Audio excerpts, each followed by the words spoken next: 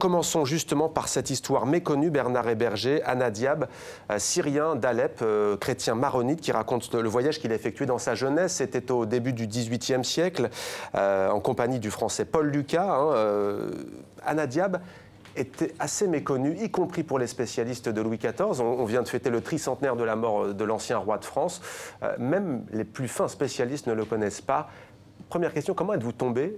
Comment avez-vous appris la connaissance de ce récit? Alors, c'est une histoire qui est déjà ancienne. En fait, il y a une collection de manuscrits arabes originaires, la plupart d'Alep, qui est conservée au Vatican, et à la Bibliothèque Vaticane. Et mon collègue Jérôme Lantin, quand il est allé à Rome travailler sur ces manuscrits, m'a signalé ce récit extraordinaire. Et donc, il y a 25 ans, nous avons fait le serment qu'un jour nous le publierions ensemble. Voilà qui est fait. Qui était au juste Hanna Diab? Alors, Hanna ce qui fait vraiment son intérêt, je crois que c'est un homme ordinaire. Nous sommes à une époque où, généralement, quand on prend la plume, on appartient à la catégorie des lettrés, les oulémas ou les évêques chrétiens. Et lui, par contre, dans sa jeunesse, il a travaillé dans les cuisines de M. Rémusin, marchand de Marseille à Alep.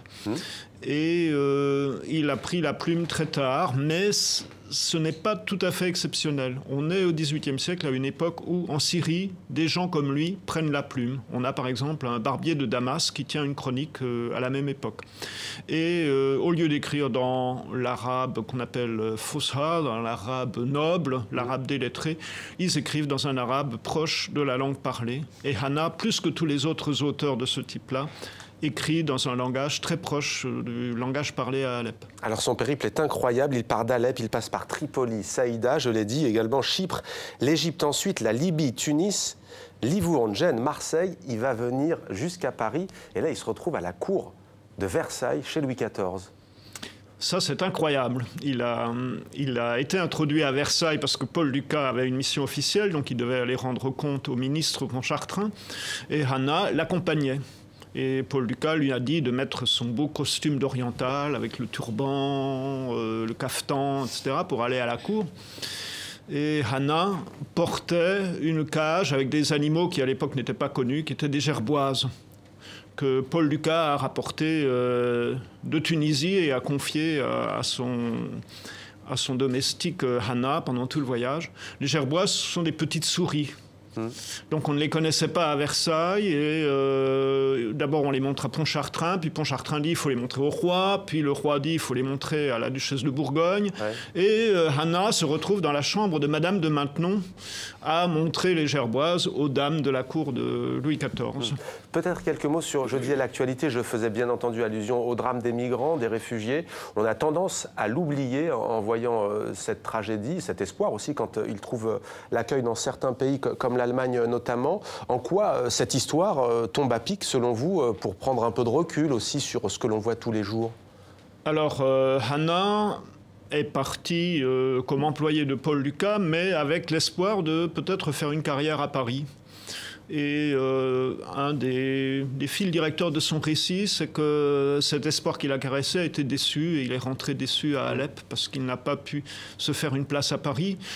Et donc là, il y a un rapport avec la migration d'aujourd'hui. Il a été à Paris à un moment très difficile puisque c'était pendant le grand hiver 1709 et il raconte des scènes terribles sur le froid à ce moment-là. C'était donc l'hiver le plus froid de l'histoire de France quasiment. C'est une des raisons aussi qu'il a un peu écœuré de Paris. L'autre raison, c'est qu'il a eu à un moment donné des ennuis avec la police. Parce qu'on est à un moment où on commence à surveiller les étrangers, à embêter les étrangers à Paris. Et à un moment donné, il a eu un peu d'ennuis avec la police. Donc, pour le reste, c'est un voyageur. Ce n'est pas quelqu'un qui part d'Alep parce qu'il y a la guerre ou n'importe. Il est jeune et c'est un voyage d'initiation. Et c'est plutôt comme ça que les choses se passent. Aussi, ce que ça nous apprend peut-être par rapport à aujourd'hui, c'est que on est tout le temps dans le contraste Orient-Occident, etc. Et chez Hanna, les choses ne se passent pas comme ça.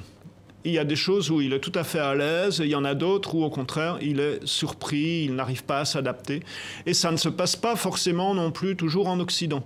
Là où il a la première grande surprise et où il est vraiment choqué, c'est quand il arrive à Chypre. Chypre a été conquise par les Ottomans un siècle avant, plus d'un siècle avant. Donc ça fait déjà longtemps que ça fait partie de l'Empire ottoman. 16e siècle ou... Oui, 1570. Ouais. Mais à Chypre, pour la première fois de sa vie, il voit des cochons. Ouais. Et il voit encore quelque chose de beaucoup plus choquant. Il voit des femmes non voilées qui vendent du vin et de la viande de porc dans les rues.